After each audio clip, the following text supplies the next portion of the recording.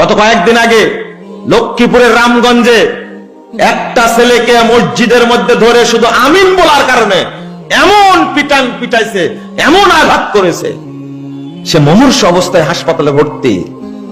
আপনি কি ভাবতে পারেন? আর ঐক্য করবেন আপনি, তাই না?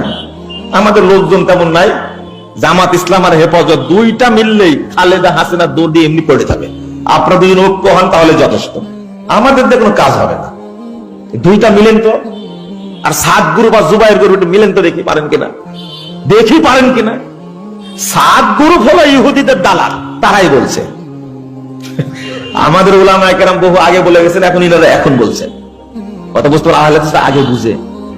সাত সাহেবকে আপনারা এত ভক্তি করেছেন, কেন ভক্তি করেন? নিজামুদ্দিন মাজারে গিয়ে পূজা করেন। তাবলীগের রীতি কি মাজার পূজা করা? কেন পূজা করে নিজামুদ্দিনে গিয়ে তাবলীগের ভক্তরা? ও জুবাইর